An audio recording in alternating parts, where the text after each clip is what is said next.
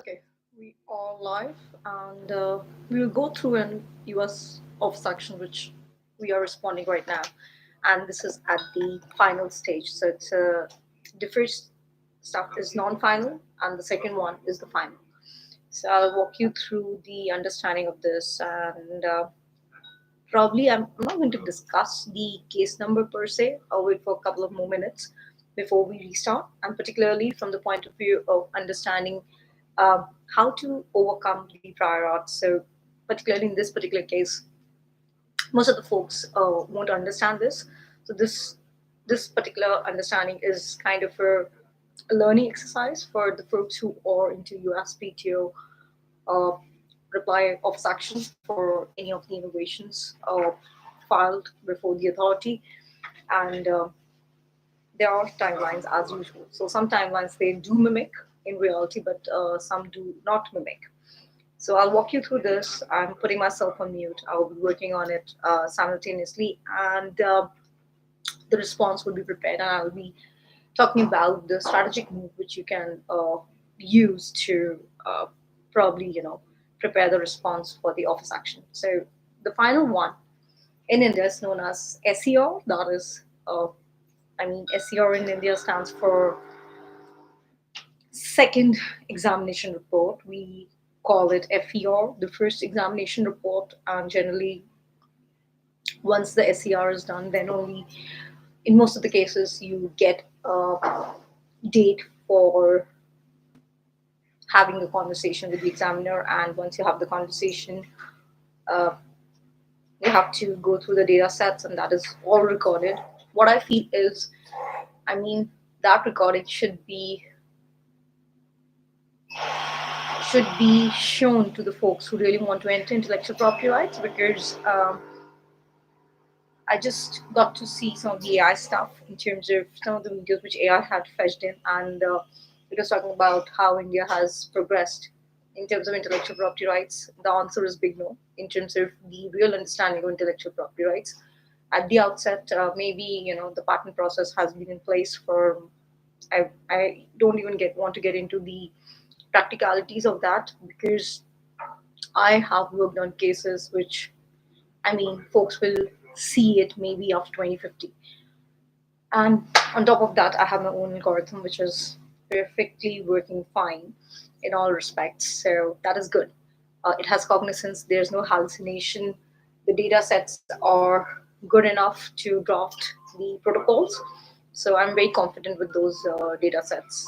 Perhaps what is the need of the hour is to collect the right team members so that we can actually form those different cycles in terms of to develop the circular economy.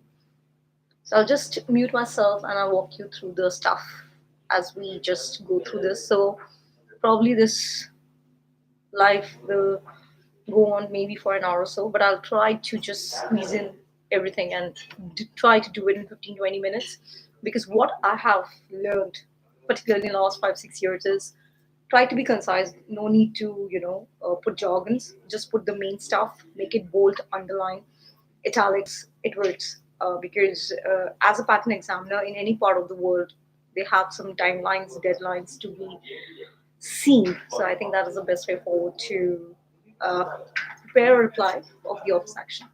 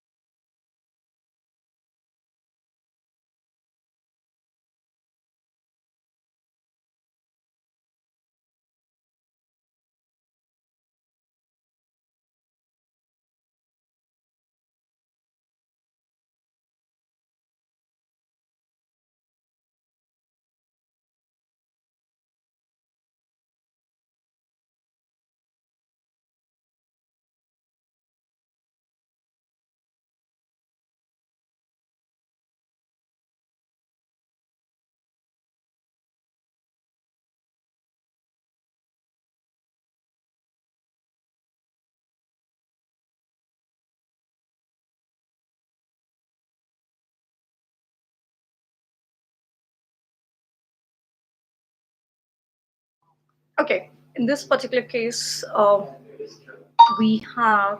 I think I should work on the other device along with this. That will be better. So probably I'll uh, be in a better position to explain. So basically, it talks about 101 patent eligibility claims directed to abstract idea, mathematical relationship, organizing human activity, blah blah blah. I meant to add technical improvements, blah blah blah. Then we have indefiniteness. One it has invoked 112b, 112f mean plus function. Then we have some formality checkup. Once that is done, I think that takes care of this particular application. So the point of contention here is, I mean, it's becoming very difficult with the USPTO people to work because there's no email ID. I mean, India is following that. We are able to at least send an email to the respective patent examiner. All the name is written, phone numbers are there. By the time the connectivity happens and everything, it doesn't solve the purpose.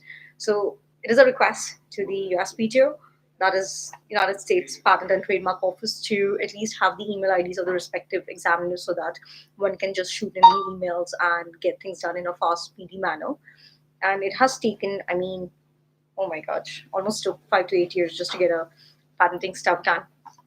However, it doesn't mean that even if you don't have a patent, it is still very much applicable in terms of the characteristics and everything, because it is this particular application has overcome everything and anything. Let me see if I can just stumble upon this particular stuff, so that at any given point of time, folks can just look into this. So we have this patent eligibility, blah blah blah, which is very easy to overcome. It's just that uh, it is the way it is written.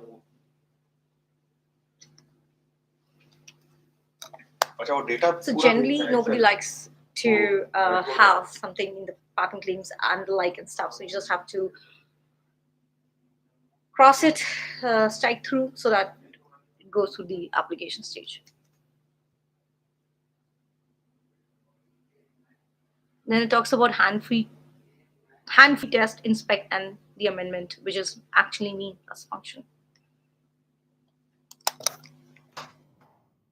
So I'll be working on it for a while now and just complete this and just do the submissions and stuff and get going with this application. So I'm very happy that this is done. So yeah, this is how it works in the respective countries. Thank you for watching the video. Have a great day ahead.